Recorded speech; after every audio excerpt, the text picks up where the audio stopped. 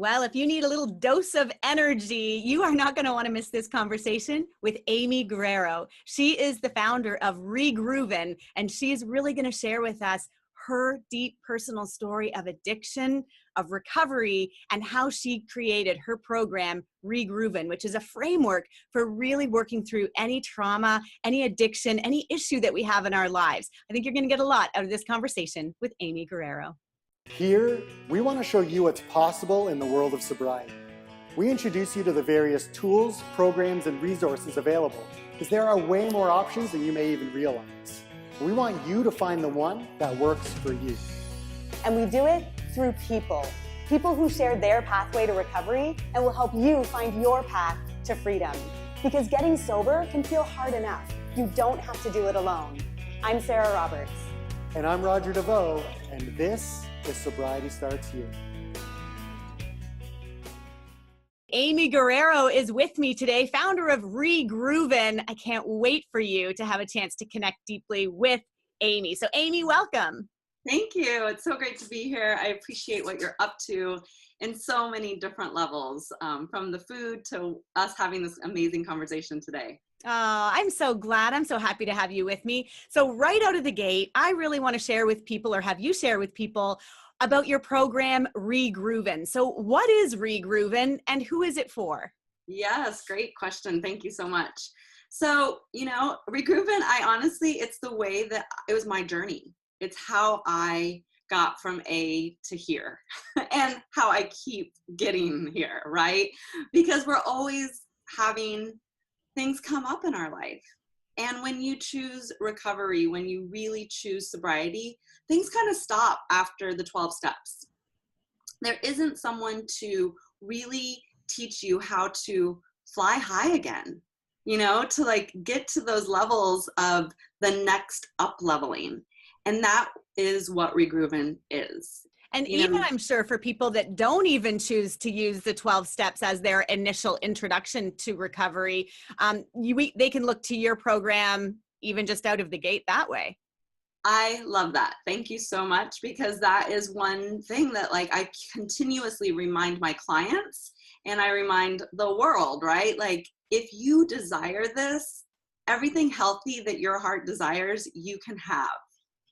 Yeah. You can have it. And that's what Regrooven does. So it's a way of life, Sarah. So, it doesn't just stop with a program. Just like we were talking earlier, it's about connection. Mm-hmm. Connection is everything.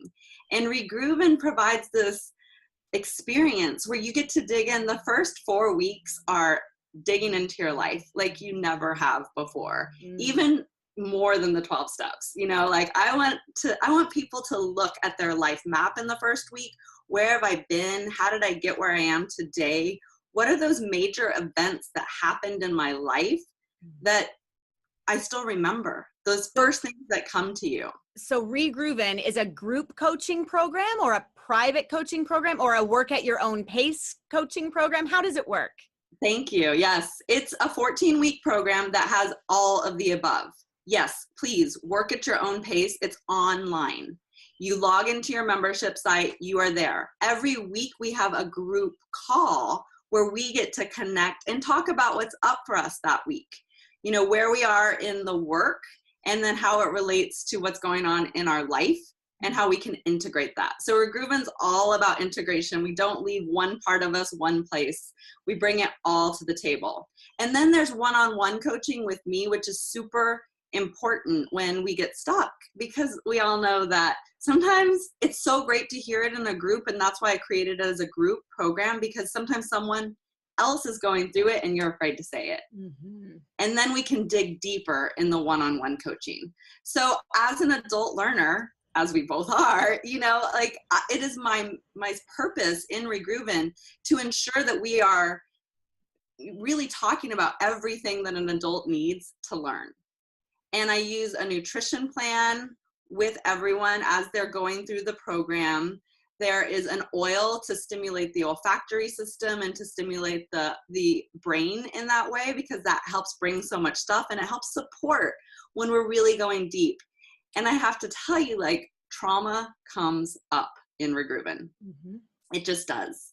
And, you know, we create a container with all of these multi-levels in that 14 weeks for that trauma to come up, and a high vibe support network to help you. Mm-hmm. So tell us then, walk us through the experience of going through. So I decide to sign up, I enter my name, I'm now in the hub of it all. What happens when I enter there? What's going to be the first step? The first thing, well, first of all, we get on a call together because we want to make sure that it is a good fit. So I call it a Regrooven jam session. And you guys, if you've been watching anything I do online, book a call, because if you're curious, it is worth it to have a call with me. So that call, we start to unravel and get to the root of what is still keeping you stuck. So I work with people that sometimes have 15, 20 years of recovery under their belt, but they're just not living their big life like they want to. Mm-hmm. And they want to, they just need some help, some coaching to get there. So we have a call, we decide it's the right fit, we do the thing.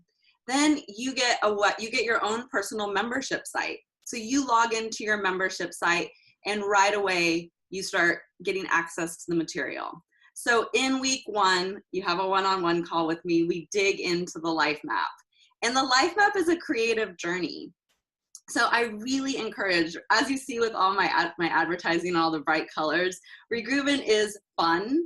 Like, we're talking about deep subjects, and my clients always say, like, Amy, you make the deep things fun. Like, I don't know how, but you do it. And it probably has to do with my story, but you log into the site, you're there, you're engaged. There's video, there's PDFs, there's workbooks, and there's assignments. So week by week, you're working through it. And in week 1, we're doing that life map. Then we have a one-on-one call to get clear. And I guess I'm curious. So with the life map, I do something like this with my clients when we're dealing with their food issues, kind of tracking back to where did it kind of all start? Is that what you're saying with addiction, with alcohol, that people can go back and kind of look at where it became an issue for them, or just along the way? Absolutely. And, you know, you'll find with your clients as well, like, when they're in this process, they don't even remember that they remembered that, right? Yeah. Yes. And that's when we get to the meat, the original incident, Sarah. Yeah. And that's what Regrooven is. It's like, I didn't get sober so I could just survive. I want to thrive. I want to fly high. And that is what Regrooven does for people. It provides you the opportunity to not play small, play big, because we did this hard work to get there.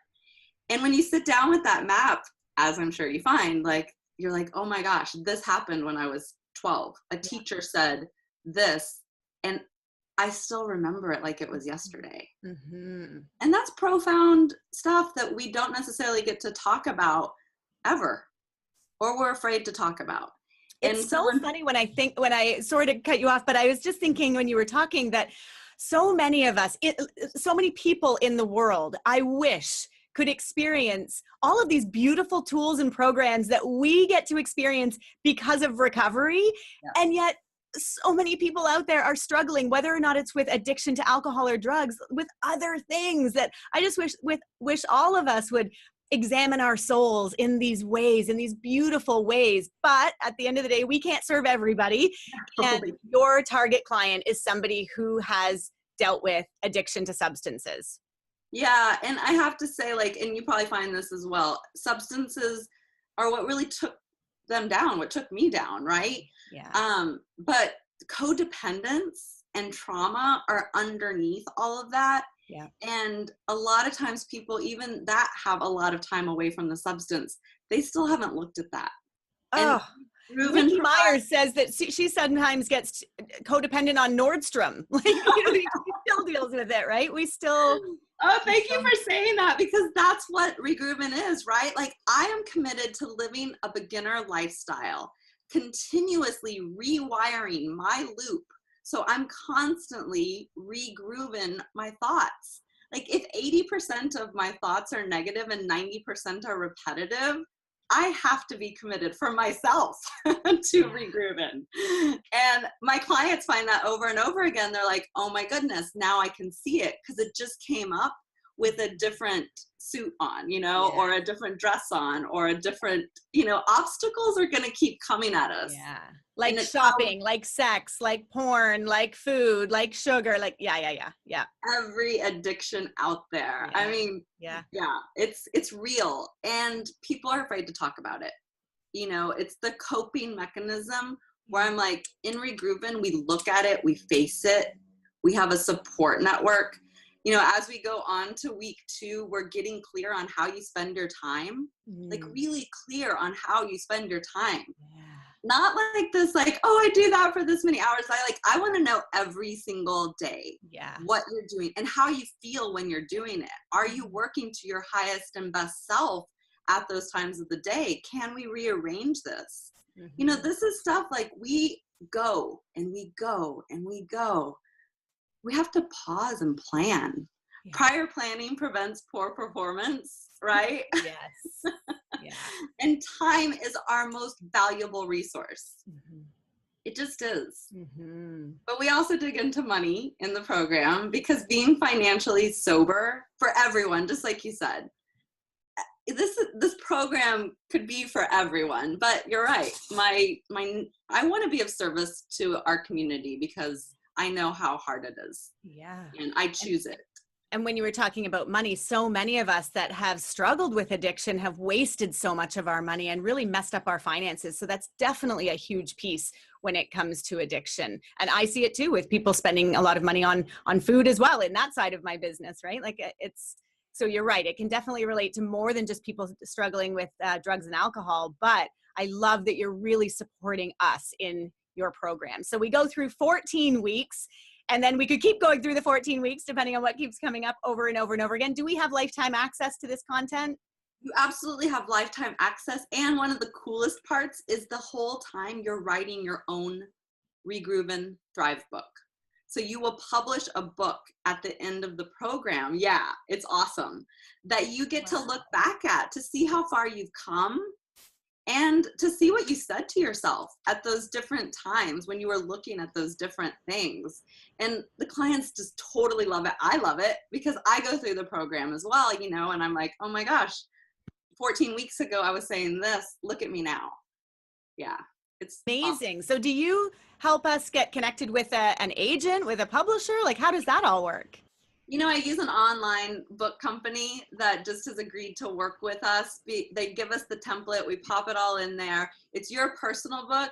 Hey, listen, if this is something that really, because a lot of Regrooven is like finding that creative energy, right? Yeah. Sometimes I find that people that have recovered are afraid to open that creativity up again, because the only time they felt creative was when they were high or loaded or escaping somehow. Yeah. Yeah. And so in Regrooven, I'm like, no, let's play, let's dance, let's make art, let's do these things, let's write your own book. Oh, I love that. Creativity, you know, we've had other people on that really shared how creativity was their way in to recovery. Yes, and it's so important, you know, I mean, all of the different ways that soothe us, you know, like when I'm creative, I feel soothed. And that's something that every human being craves, you know, to feel safe, to feel connected, and to be able to do that by expressing ourselves in a creative way. It's just beautiful. And to watch what comes out of people as they, you know, go through each week, because they find their purpose, they reclaim their power. We have a purpose statement that we work off of.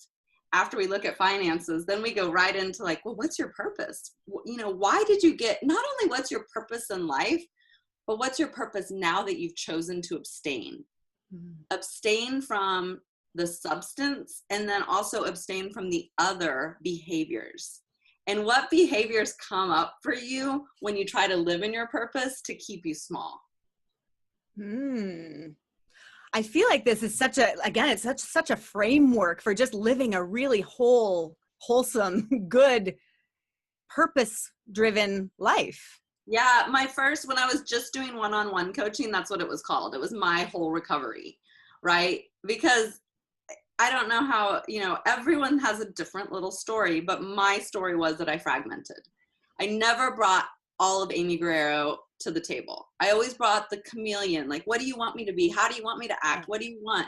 When I got sober, the only way that I was going to thrive is if I brought all of me. Mm-hmm. And that meant bringing my faults. And so I had to figure out a system that worked where I could bring all of me, because like you, nutrition's super important to me. I was teaching yoga for 10 years before I got sober. You know, like all of these things that were there that were all of me, but I would take a little slice of me and show up that way for people. And I'm like, in a Regrooven way of life, you bring all of you all of the time.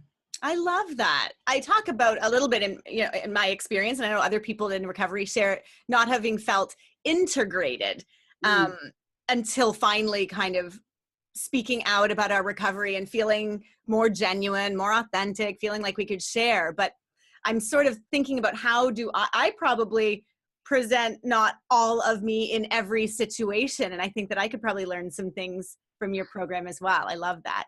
I'm curious, how can people dig in deeper with you? Where are the best places to find you? You know, I am all over the place right now because I'm really on a mission to share. So regrooven.com, it's REGROOVIN. And all the social media is at Regrooven. You guys, like, I can't say this enough, the best way to know if it's the right fit for you, if you're curious at all, if something's like niggling at you to like want to learn more, book a call. It's totally free. And in this call, Sarah, we develop a plan. It's not just, you know, okay, here I am. I really tune in so that the person on the other line tunes up and I'm present and, you know, I'm there for you so that we can create that plan to move forward. And my gosh, drop the old stories. Ditching the old stories is the best thing we can all do for ourselves. Absolutely. Oh my gosh. Well, I think everybody watching right now is like, I want to get a piece of what she's taking, because you have so much energy and enthusiasm, but I imagine that was not always the case. So I would love now for us to dig a little deeper into your personal story of addiction and then recovery, and that'll bring us to where we are today with your Regrooven program. Absolutely. So let's see my story. Like the very beginning of my life was tumultuous. Long story short is, you know, my mom decided she didn't want me well before she had me.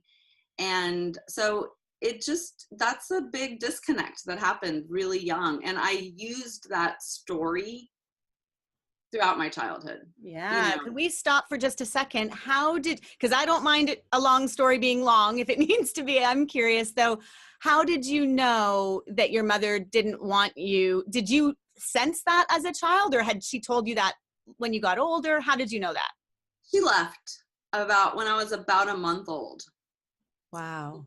Yeah. So that left my father to step up to the plate, which he did in a major way. And, you know, I'm so grateful that he did that. I was raised like kind of with my grandparents, kind of with him, my aunts and uncles. Like, it took a village for this little redhead to feel love. And, you know, I have memories from so young. And what happened with me is it manifested very young as constipation. Mm-hmm. So, you know, that makes sense. Yes, you know, with all the knowledge that I have now about the human body, or even when I was still drinking, it's like, of course I was constipated. I was all like, please don't leave me. Please don't leave me. You know, abandonment is real. And it comes up. I mean, she just emailed me Saturday, and, you know, thank God I have Regrooven in my world, because I watched myself show up so differently for the email, you know, and still get a good cry out of it. But, you know, I get to see how far I've come.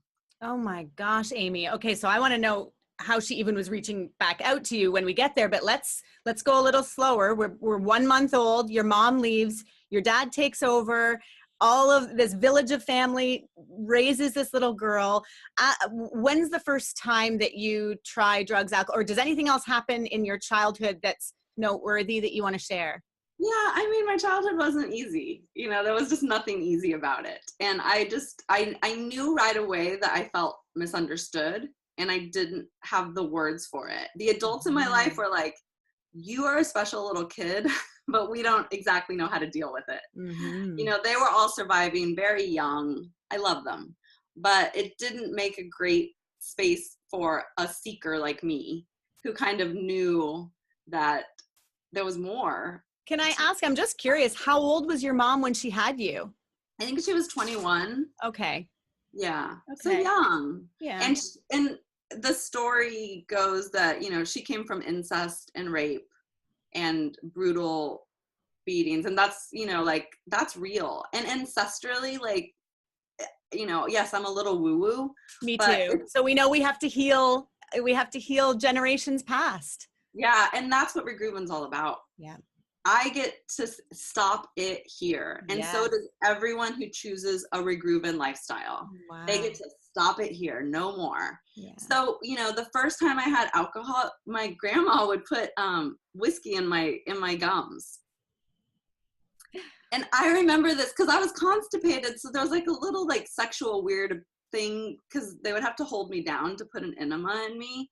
So I have memories of that still, and they're doing the best they can. Like, I don't blame them. Like, it's not easy dealing with a little kid, and my grandparents were older, and, you know, but my grandmother's, when I started teething, that was my first alcohol, like real talk. Wait, seriously? Do you remember being like in diapers with gums, having alcohol? I remember it like older. I was walking because I can remember we had a china cabinet in that house, and I knew where the liquor was, like in these little glass. It was, my grandmother had like one nice thing. We didn't have a lot of money at all. Yeah. So that china cabinet was like my grandmother's life, you know. And can I ask, was your family a family of drinkers? Did they, obviously there was a liquor cabinet, but did they abuse alcohol in any way? No. Well, my birth mom's dad, come to find out after I really started to exhibit alcoholism, much later, I found out he was an alcoholic. I didn't ever really know that, but so in my family lineage, my grandfather, I mean, that makes sense with the incest and the rape and that he did to her, like he was an alcoholic that didn't get help. Yeah. But my family that I was raised with, no. Like, I mean, I remember a few times my parents going out and having a great time, but it was when I really found it in high school, it wasn't because they were showing me how to drink. Like, when I found it, I was like, heck yeah, this is my jam. Yeah. And, you know. So high school was the first time that you drank, really? Well, no, I think it was in 7th grade. Was the first time I drank. I think I got a little drunk. Then I didn't have access to it, and again, like on a reg, until high school. Yeah. And I grew up in Texas, and I'm like the fiery redheaded girl who was like, I can drink like the boys, and I could. Yeah. And I was, you know, throwing up, but then like cleaning myself up, and then right back at it. So, you know, so many things happened in between there. You know, I felt misunderstood. There was sexual abuse.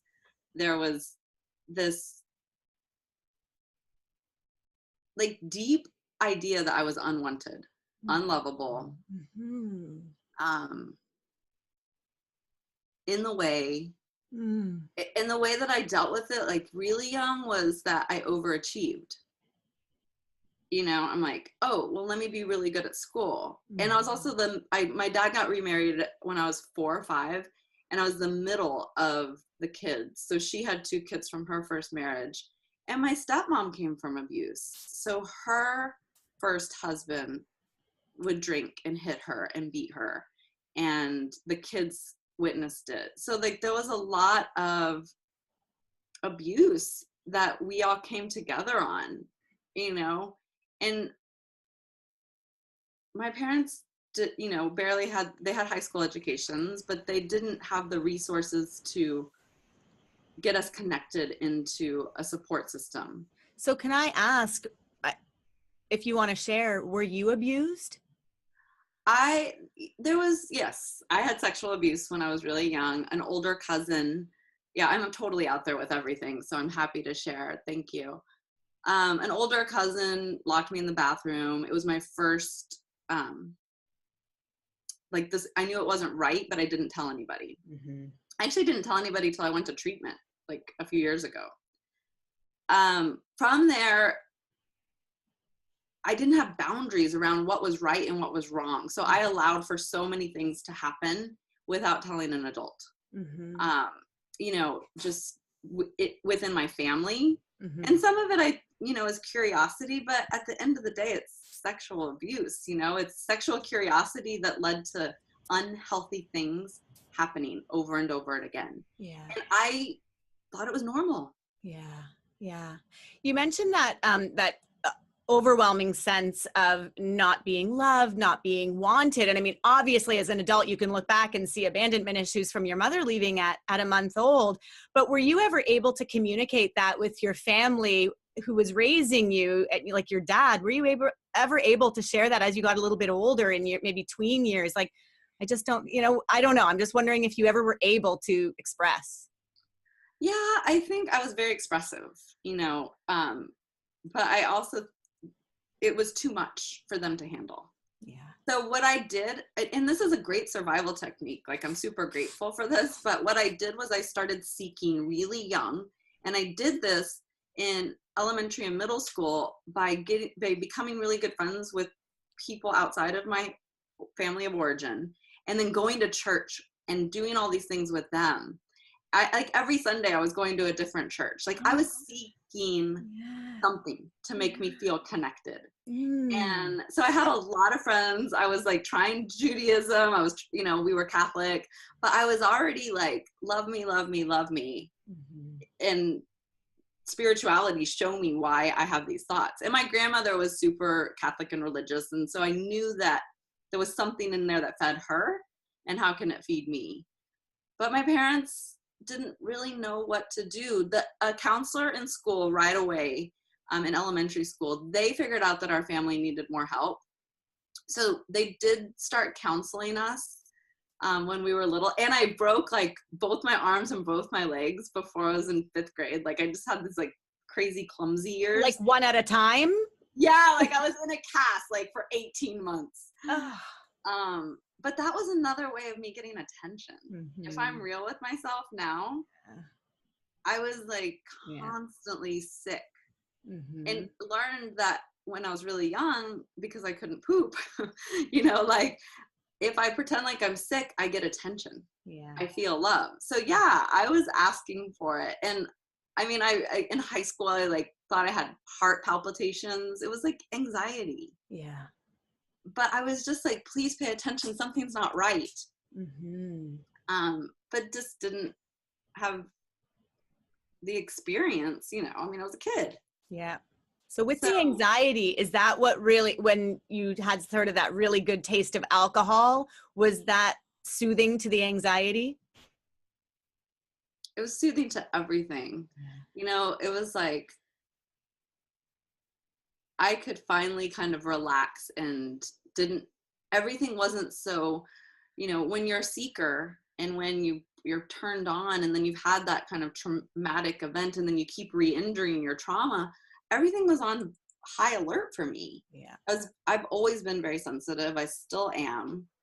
And so the alcohol just numbed me. Yeah. And I was like, all right, I can do this now. Mm-hmm. And it made me more courageous. All the things that we know, right? It also made me start being kind of slutty, like mm-hmm. I got boobs and my period when I was 9. So wow. I was super attractive to men very early on. And then I had already had the sexual abuse. Yeah. So without boundaries, it was not, again, like I was re-injuring myself mm-hmm. because I thought it was normal. Mm-hmm. And it was my way of feeling like I was loved. Yeah.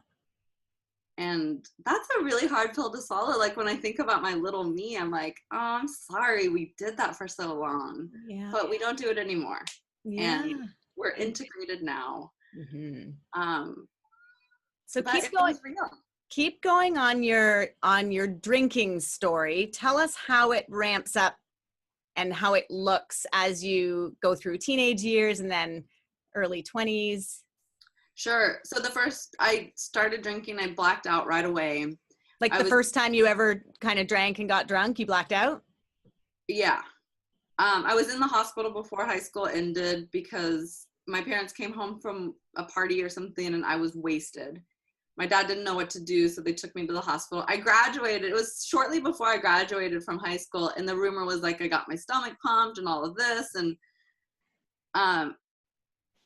that I don't remember if that was true or not. Like, you know, it was like kind of blurry. I don't think I got my stomach pumped. I think they gave me fluids, but I was really drunk. Because I was such an overachiever, I was the first person to ever go to college ever in my family. And so I think I used that as my mask. Like, well, I can, you know, I'm doing this and I'm doing that, so I don't have a problem.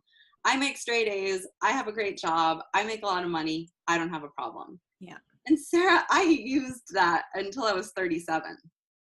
Oh, I used it until yeah, absolutely. We use it until we can no longer hide behind that anymore. Yeah. And we're so good at it, right? Like I was a functioning, high functioning.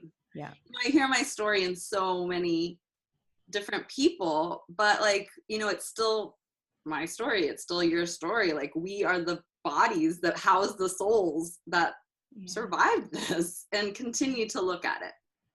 So, let's see, I got into college and then I found drugs, which helped me to drink more. And what kind of drugs are we talking about?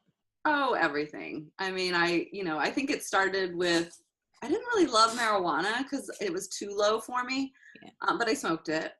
But I loved ecstasy. Like, I mean, I had like I remember in college, I had a top drawer that was just full of pills. You know? Were you dealing it at that time, or were you? What's that? Were you dealing it? Is that why you had that much, or was it just for your own personal? I had a really good job in college, and so because I was supporting myself through college, and so I just had more money than most college students did. Can we ask what that job was? I was a property manager. So that actually is a very big part of my story. So I am persistent. I am persistent as blank. Go ahead. You can say it. Yeah, I am persistent as fuck. Like if I want something, I'm like, I'm going to go get it. It wasn't always the healthiest ways, but because I was a master manipulator and a great chameleon, I would learn it. And so I knocked on the manager's door in college every day and was like, I want to manage this building. And lo and behold, 3 months later, at 20 years old, I was the building manager of 265 units on the University of Texas campus, like running the show. With no property management experience or training. No. Yeah.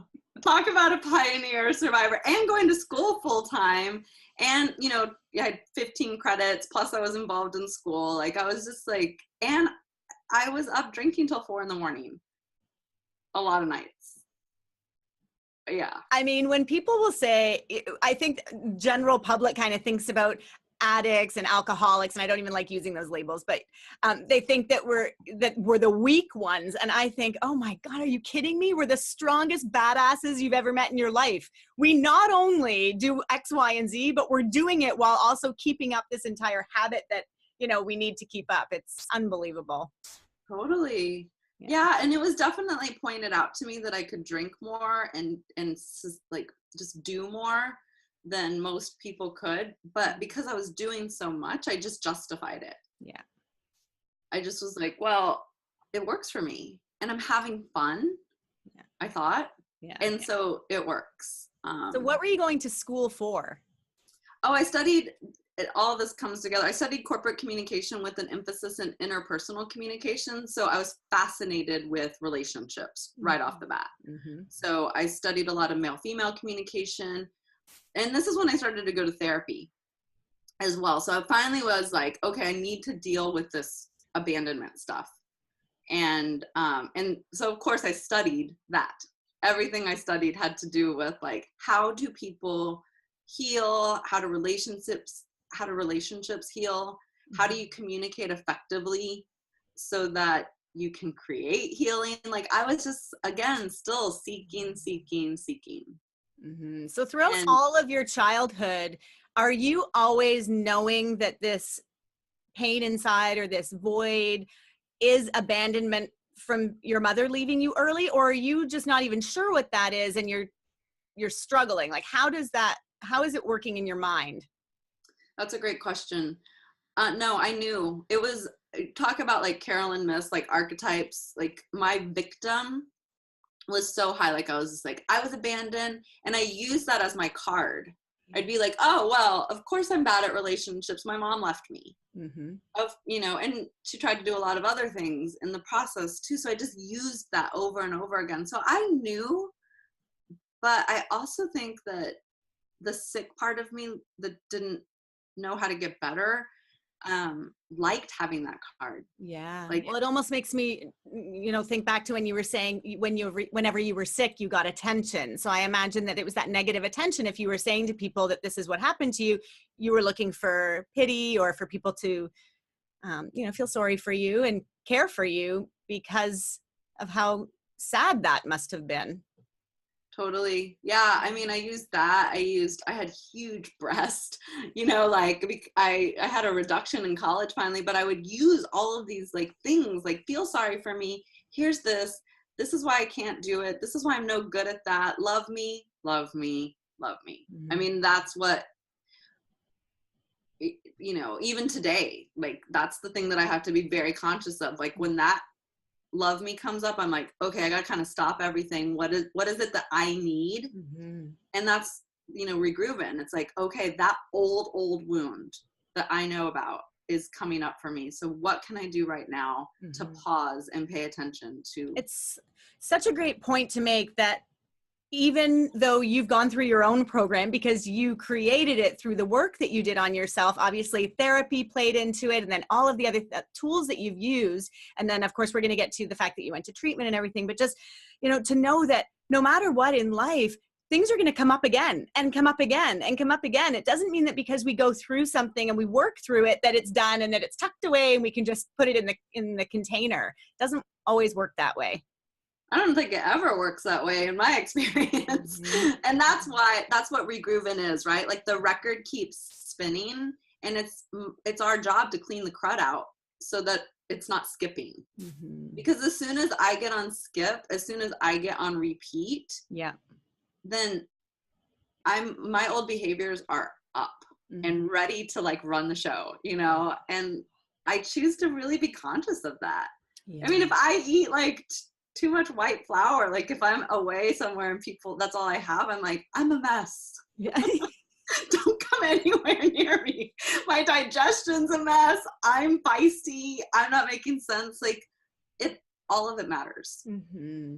All of it matters. Absolutely. So you've taken us now, you're in college, you are a property manager in college, making a ton of money. You are a drug addict at this point. You have drawers full of ecstasy and other pills, I'm assuming, and you're drinking. Yeah. Yeah. So keep walking us through.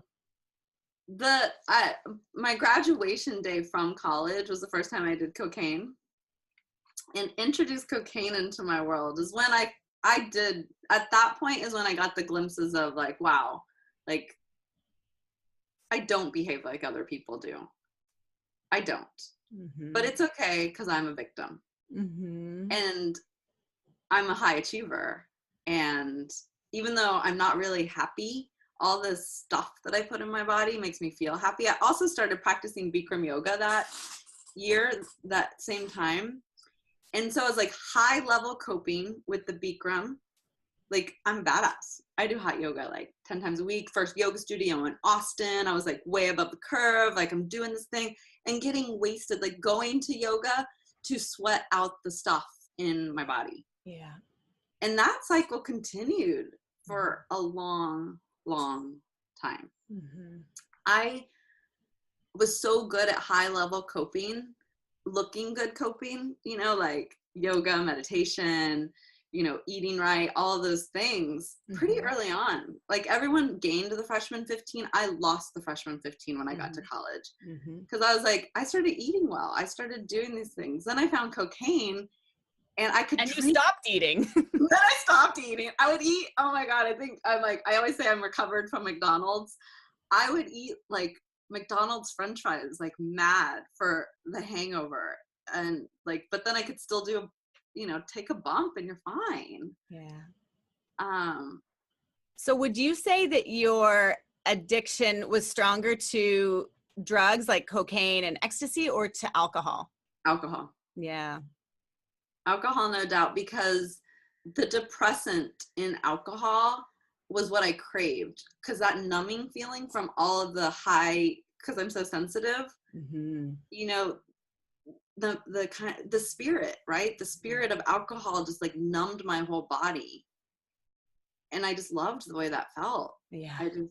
It provided like a blanket for me to be like, okay, I've had a couple glasses of wine, now I can deal. Yeah.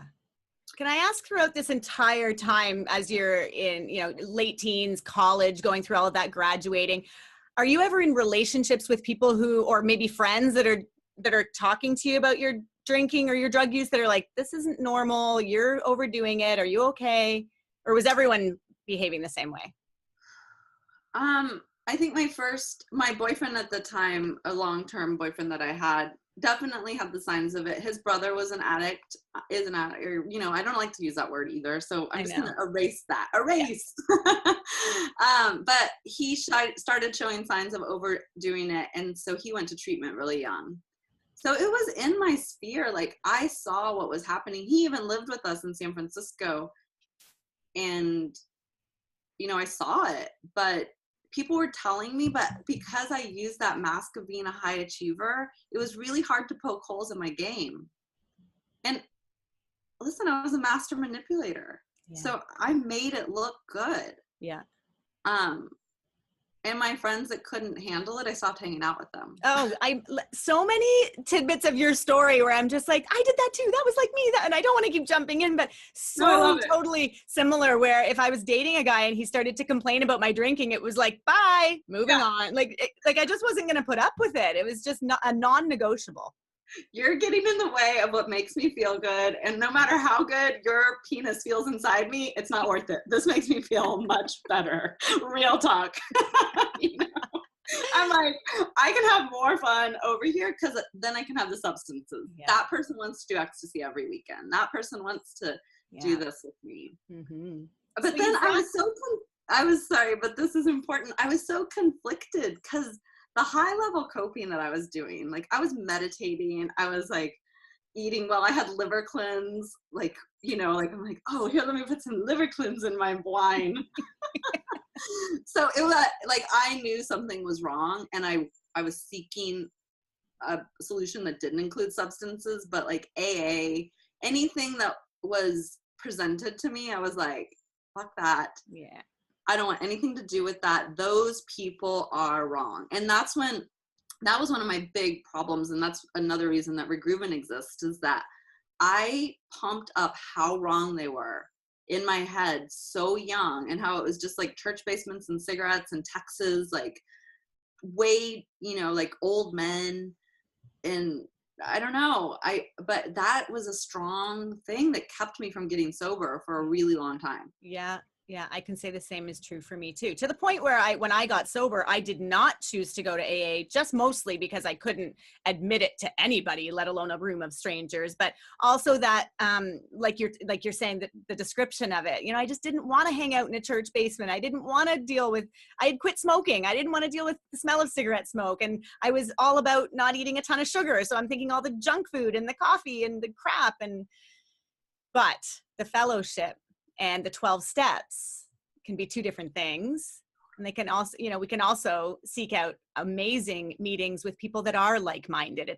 I often use this analogy that, you don't go to one restaurant and you don't like that restaurant and decide that you don't like all restaurants. You have to try other things. So yeah. And I think something I hear in both of us is one of the great things about having trauma when I was really young is that I learned, and I didn't know this then, but I learned how to take what was going to be of service to me and leave the rest. Yes. And I have to tell you, that is what Regroovin is based on. I'm like, the people that struggle the most in my world are the people that can't leave something there. I'm like, I might want it later, but I have this amazing ability to be like, yes, Yes. And I don't really let things bother me. I'm like, I don't agree with you, but I can totally sit here and love you. And that's awesome. And How awesome is that? I don't have to agree with you, but I can sit here and love you. I mean, if we could all take that into every relationship with a family member or friend that we have, or perfect stranger, or person on Facebook that doesn't share the same beliefs, that would be a whole new world. Yeah, totally, 100%. But it's so, I mean, it's a gift that I'm super grateful for, that I learned through kind of surviving this stuff. I'm like, well, if I'm going to if somebody's going to take care of me, I kind of have to put up with stuff. So here I am. And so I created a filter, and it works, you know? And when something really, I don't like it, like I tell people, but I'm like, you can still love me. Like, we disagree. I mean, the 12-step community, you know, can be very like, what are you doing? I don't understand. And I'm like, cool. Yeah, that's okay. You don't have to understand. I mean, I could literally just sit there like, cool. And I don't, you know, like, anyways, like that's a whole conversation in itself. But I don't even remember where we were, how we got there. That's okay. So what we're going to do is I want you to continue on that trajectory. You're now graduated college. I'm assuming you get a job. What are you doing as your career before you hit, where do you lead us to your rock bottom, if there was one? Okay. Yeah. The trajectory was, I moved to San Francisco. I had an amazing job. By the time I was 30, I was making 6 figures. I was, you know, I taught myself everything that I knew in property management. So I kept on with that trajectory of just, you know, I was really, really good at my job. So I lived in a world of men, predominantly a male-based corporate environment where I could drink like them. I wanted to learn from them. So I flew at that level with them. Still seeking, right? Like still doing Bikram yoga, still doing the liver cleanses, still looking. Okay. But, you know, it started to catch up with me. You know, a lot of long-term relationships there, but I was so fucked up around relationships because the love me was so deep. The guy that I dated from high school on was still in my life when we moved to San Francisco. We were like on again, off again. But then when we were off, I'd start dating someone else, but wouldn't let go of him. Like, just dysfunctional, but looked functional. Yeah. No one knew how much pain I was in except for me. And dare I tell somebody, because the stigma of Amy Guerrerro, you know, property manager extraordinaire, leasing director, this, that, the other, like, she does yoga. She wakes up and teaches a yoga class after she's at the club all night long.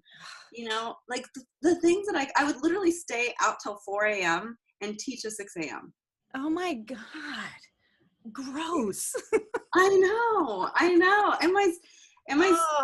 You must have felt like absolute crap. And in a hot room. Oh, like I'm picturing, I am grossed out at hot yoga when I'm in hot yoga sober. I can't even imagine being hungover. Oh. Yeah, it was rough, but I kept going at that speed. And in 2013, I decided I'm going to go after all of my trauma. I'm going to figure all this out. By this point in my life, I had a spiritual healer. I had a therapist. I had, you know, yoga. I had the good food. I had a great place to live. I was thriving. And are you still doing drugs, or is it just alcohol at this point? No, I'm still doing drugs. Yeah, I'm still. Does anybody know in your circle that you're doing drugs? Like you're with these, you know, all these men, you're in these high power positions. I did a great job of hiding it. I mean, the people that I hung out with, yeah, they knew. You know, because they were doing it too, though. And you know, a few people would be like, you're overdoing it. And I'm like, yep, I am. But like, I work it out. It's none of your business. My boyfriend at the time, who I love dearly and really did a great job of screwing that up in 2013, was like, I had uncles that had died from the disease and the disease, the drugs and alcohol. And he was like, I don't want that to happen to you. I think you need to slow down. That was my first like real come to Jesus around like this person who loves me and who parties like I do is like really concerned about me. Wow. Ugh. Like, I this is know. hard to Because talk it's about. funny, because when you say it like that, I had people that I was partying with that would sometimes say it, and I just look at them as if to say, how are you judging me when we are partying together? That in this situation, you knew, like, I feel like it's like when you hear the truth, you know it's in that part of you that is the truth, and it resonated because you knew it. And I loved him so much, and I wanted to connect with him so much, and our lives were in really different places. Wow, Sarah, like I haven't talked about this on this level, but it's so real. So thank you for bringing this up for me. Mm-hmm. You know, he would go to bed and I would still be up, like running lines through my nose and writing, and just like almost like manic-y, because I was just so messed up. And I knew I was depressed. And I can remember standing at his kitchen, like pouring myself a little nip of wine in the morning. And he was like, what are you doing? And then he drank with me that day, and we went to have cocktails. But I'll never forget that day, you know? And I went on to do some really awful, not great things to our relationship to blow it up, because I did see me. Mm-hmm. I saw me. And yes, it was coming from someone who could totally hang with me, but I was falling apart. Mm-hmm.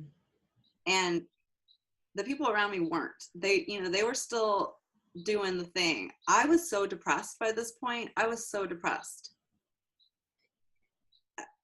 You know, I was in therapy. I would go to therapy drunk. You know, I would have a glass, not drunk, but like with at least a little bit of wine in my system. Yeah. And of course, like, you know, wine, it looks good, blah, blah, blah. Just, so, did your therapist diagnose you with depression, or did you share with your therapist everything that was going on with you as far as addiction? oh gosh, again, master manipulator. There was not one therapist that I couldn't make think that I was doing all right. Like, they really believed it, like really believed it. They didn't push me. They let it stay status quo. I would just burn through therapists. Like every year I had a new therapist, until I met one person who wasn't even an LMFT or whatever the F, you know, he was just awesome. And he's still in my life. I'm so grateful for him. He started calling me out on my shit, like over and over and over again. And the man I was with at that time, we went to him together. And, you know, universe put him and I together for a reason. We were both like working out our stuff, and I'm so forever grateful that we did it, because, you know, the healer that really was like, you're an alcoholic. Yeah. And I was like, whatever. But I still went to him and heard it. And then when I decided that I could go after my trauma, I found my mom on People Finders. And I happened to be going out to Philadelphia to a yoga teacher training or something that I was doing. And she lived in DC. And I was like, So hang on a second. So you don't know where your mother is your entire upbringing, and your dad doesn't know where your mom is? Like, I know she left when you were 1 month old, but. Yeah, not for my entire upbringing. We went after, like, this is such a, like, here, there's my old thinking still. Like, we asked her for child support, and she tried to get custody of me at some point when I was really young. She was mentally unstable. She would try to steal me from school. Like, there was all kinds of like weird things that happened. Wow. So I made her, she showed up while I was in college one day and gave me a bed. Her mental illness from her abuse was so thick, and there was never an apology or anything. So I was just mad at her. I was just like, who the F do you think you are, showing up at my door in college when I'm like, you know, graduating with cum laude, blah, blah, blah. Like, don't fuck it up again. Yeah. Because every time I see you, you fuck things up for me. And so, like, there was so much anger in me. But I had this thing before I turned 40. I'm going to figure all this out. So I coast into my 40s, like, you know, awesome. That was not how it went at all. I coasted into 40s in treatment. You know? Okay, so get us to where you go. So what is your rock bottom moment? If you have one, I know not everybody has to hit a Oh rock no, I bottom. have Well, one. I know that guy, him saying there was an issue, but then keep going then. So I went and found her. We pulled the Band-Aid off. So wait, while you're there, why did you want to find your mother? Because unlike a lot of stories I hear, I knew that my trauma was keeping me sick. You know, like I was like, if I can just face this head on and like get this apology from her, believe that she loved me.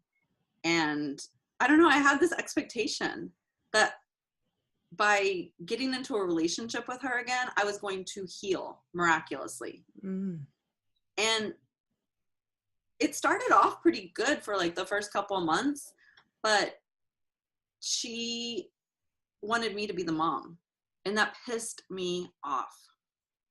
I was like, finally, I'm like, here I am, an adult. I was 37 years old at the time, but like, you're not managing your mental illness. And she would say things to me like, you have it all together. And I was so mad, Sarah. I just wanted to be the little girl for once in this relationship. And she gave me money and, you know, did these things, but I just wanted like love. I wanted this, like, you know, what I never got, like the boob, you know, like that's what I wanted. That's what I still crave from her if I'm real with myself, right? Yeah. So then the drinking just went full fire. By the end of 2013, I was shaking. I was waking up shaking. My bottom was awful. I had my first home detox. My friends drove from Los Angeles to San Francisco. I did like the beer every hour. My dad flew in. I detoxed myself. I started going to meetings. That by May of 2014, I was just a mess again. Like days would go with me, just blacked out days. I was a property manager of a building. My residents started to figure things out. I drove drunk. I ran into one of my residents' cars. I, you know, would lose control of my bowels. And finally I was like, everyone rallied around. Like they got me into treatment in May of 2014. And I stayed sober for a while. When I got to treatment is when I knew I wanted to do this for a living because the food there was so awful. I was like, my dad went to treatment and I was mortified at what they were feeding him. They're like, it's comfort food. I'm just like, it's killing people, but. And causing one addiction to another. Totally. It's like I started smoking cigarettes. I was like, what's going on here? Like I quit smoking cigarettes and now I'm smoking again. And I was like, wow. Again, I was clear that this church basements and wasn't going to work for me to have long-term sustainable recovery. Okay. So I knew in May of 2014 that I would try to drink again after I had 6 months. I tried. I was literally in the hospital within a couple of days, back in treatment. This time my parents forced it and it was awful. I knew I wasn't ready. I wanted to keep drinking and I went to this place and it was awful. Like just the whole experience.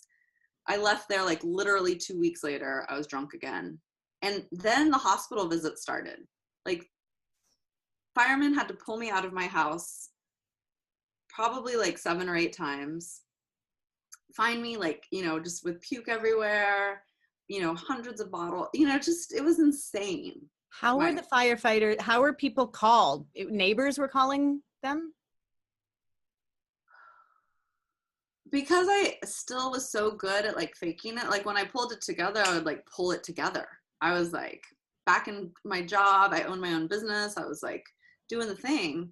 But my friends, when they didn't hear from me for a couple of days, my phone would be off. Then they would send, they couldn't handle it anymore. My friends could not handle me anymore. I exhausted every relationship. Thank God I didn't lose a lot of my friendships, but I exhausted them. Mm-hmm. They needed a break from taking care of Amy Guerrero. Yeah. And I don't blame them. I wanted to kill myself. I was on a suicide mission. Every time I woke up, I would like try to take enough pills and enough wine to to knock myself out. And every time I woke up, I was so pissed. Like I wanted to die. Oh my gosh, Amy. Yeah, it was insane. Like, and what would I'm just curious what would happen when firefighters would enter your apartment, and what would happen then? I would like kick at them. I was like, leave me alone.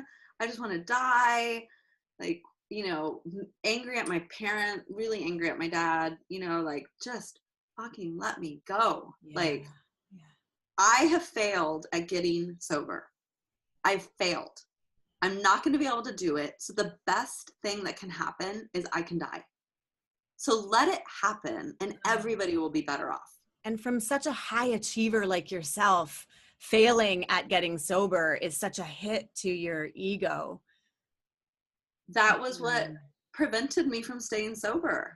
My ego could not handle it. And I had a great sponsor. I was working the steps. I was doing the thing. I was going to aftercare. But as soon as I put the depressant back in my body, I was depressed like that and I wanted to die.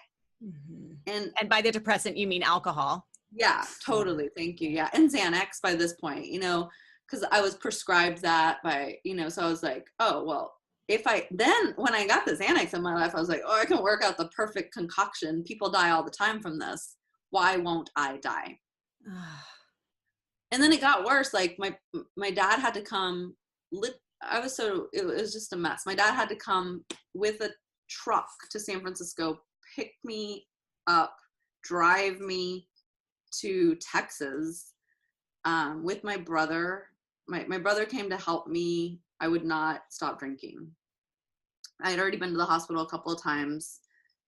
They took me to Texas. I was pissed. I was back in this hot, humid, suffocating place in my parents' house, in my old bedroom, feeling very forced that I was there. So I would pretend like I had it together. I was going to meetings. I was doing the thing. And anytime they went out of town, I would drink and end up in the hospital. I got my parents 5150'd me in Texas, you know. What does that mean? Oh, they called the police and they put me, because they said I was suicidal. So they put me in a hospital for an institution, you know, overnight. Well, for like 3 days to, this is so much information, but it's real. To see if I was going to kill myself. And I was like, I'm not going to, it's not working. Like I tried. And I remember the therapist was like, you're really smart and like, you're really together. And I'm like, I am, but I'm also really sad. You know, and lithium, you know, what they do to you in those places is insane, Sarah.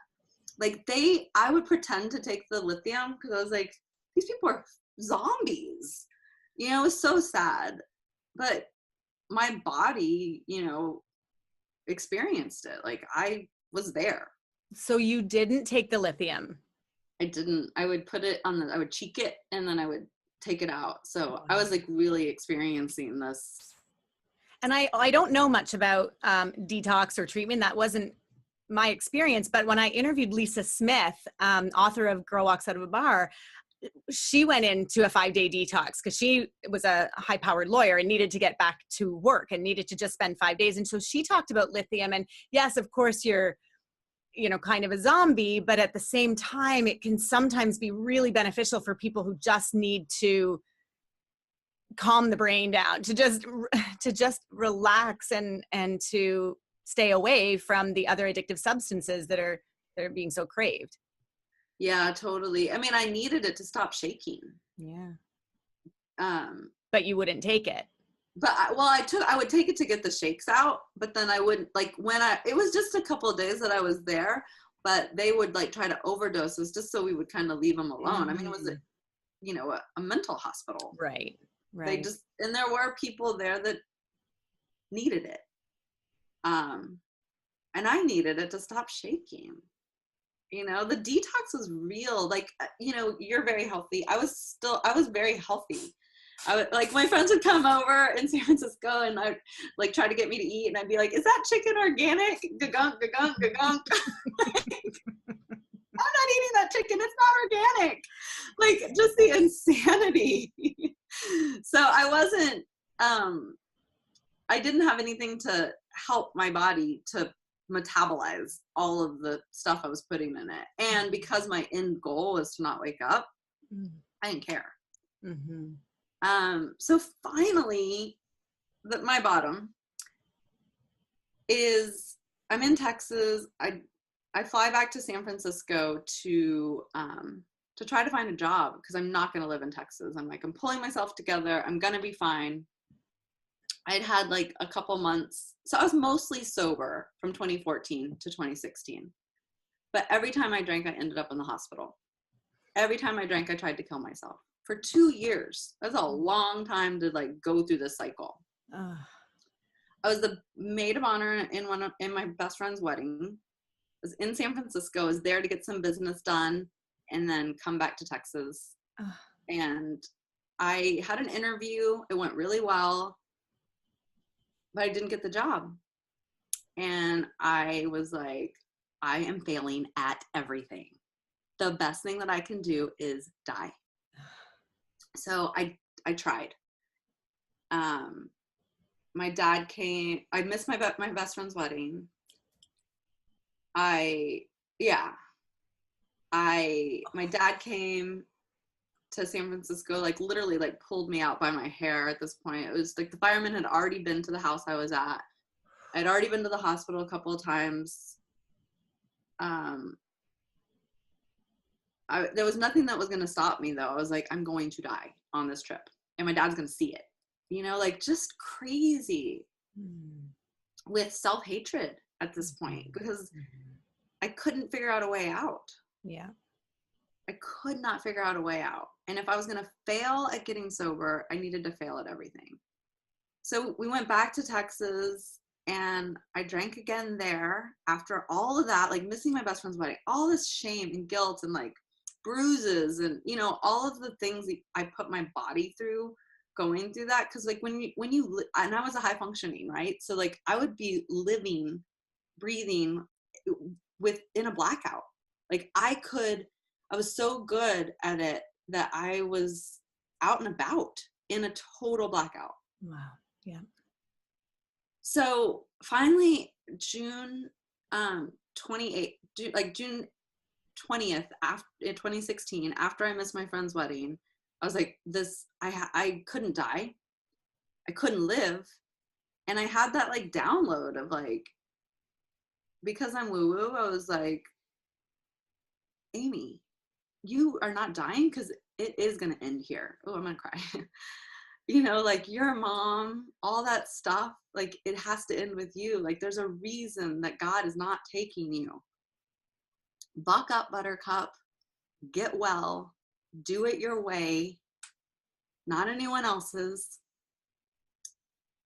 And I got on an airplane, drank the whole way there, got myself into treatment, and then June 28th was my last beverage of that sort. I love water with essential oils in it now. It was fucking intense. Oh my gosh.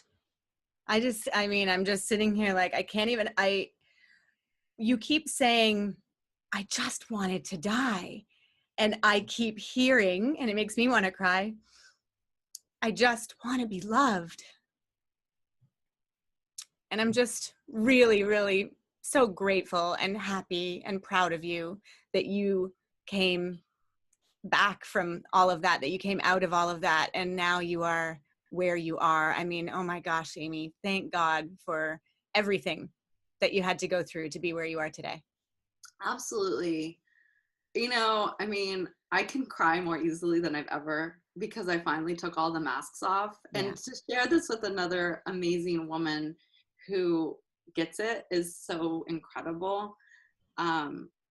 But this is the beautiful part about it. Like, I don't regret anything. I really can sit here like grounded in my 2 feet, talking in front of a camera, sharing with someone that like, I love you because we're up to the same things. Like that our hearts are so forward that I have no regrets.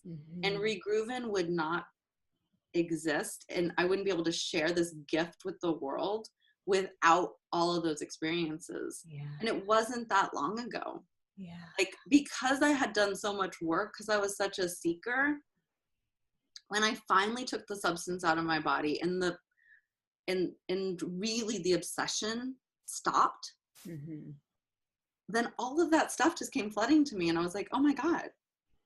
You know, Louise Hay said something, if you want to clean the house, you have to be willing to see the dirt. Yeah. And a lot of us know that, but that's when I got the Regrooven idea. I was like, my whole recovery is Regrooven. It needs to be a group program because together we're better. Yeah. I don't do this alone. You don't do this alone. But I want a high vibe community where I don't have to label myself, where I can bring in all my modalities, where food is super important, where essential oils are a part of it because they open up a part of the brain. It's just real. Where we bring our whole selves in together and we integrate. Yeah. And we deal with things as they come up. And it's forever. It's a way of life. And I can get behind that. That works for me. You know, I don't have to run around going, well, I'm an alcoholic. I can't do that. Like, no, I'm an alcoholic that is in recovery and I choose a Regrooven way of life. Like, you were about to say bitches. Yeah, I was. Because it's important. Because I want you to know, like, I twirl around and I go to concerts and I engage with the same people that I used to if I want to. I choose. This is like a powerful choice that I wake up and like make over and over and over again, bitches.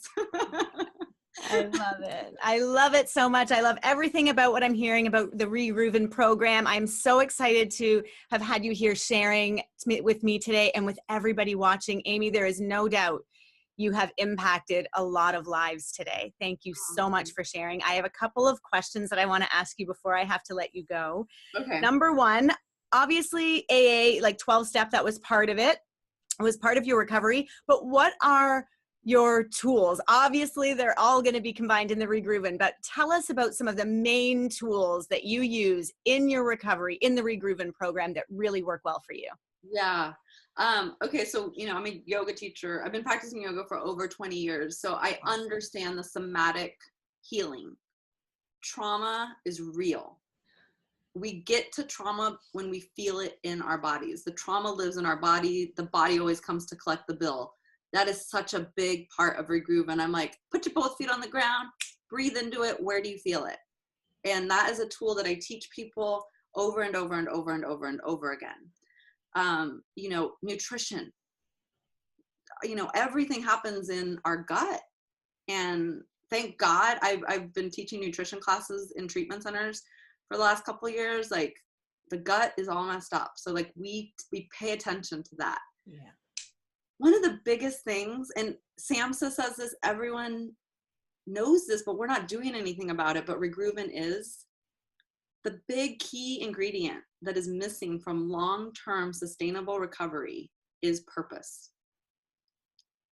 In week 5 and every week thereafter, we are talking about people's purpose. And we reserve the right to change our mind at any time, but we come back to, how is this on purpose for my life? So, there's so many tools that come with that, but it's also very simple, Sarah. It's like, feel into your body. What's your purpose? What does your intuition tell you? How can I provide more to help you get there? And every body is a unique body. So that's one beautiful thing about Regrooven, is that like, there is not one size fits all. That's your record. That's your book. That's your experience. That's your life map. We work with your life. I don't tell you like, oh, go read this or go do this. Like, let's figure out what's going to work for you. And we do it as a community. And that's awesome, because then all the modalities are brought together and people get to hear from other people what's working for them. And you don't have to leave any outside issues at the door, because outside issues are like, why we're still sick. Yeah, it's the point of it. Yes. Yeah. Yeah. Totally. I have another question that I love borrowing from. Actually, no, I'm not going to ask that one yet. This one I'm going to ask now. What is, Amy Guerrero, the best thing about being clean and sober? Oh, wow. The level of consciousness that I have, it, without a doubt.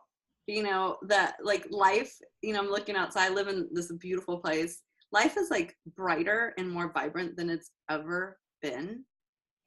And that, I mean, I was missing so much with that layer between me and the world. Like, I feel like I told you, like I feel so much right here that nothing can replace that. I'm high on that.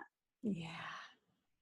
Oh my gosh, you're giving so many people that are struggling hope, because when we hear stories where you were so far down and you have gotten to this place where you are so high on life, it's really inspiring, Amy, honestly.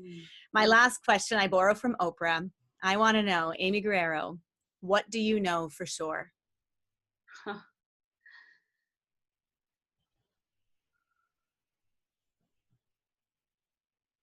Wow, I can't even believe that this just came down from, you know, I am loved. Holy cow.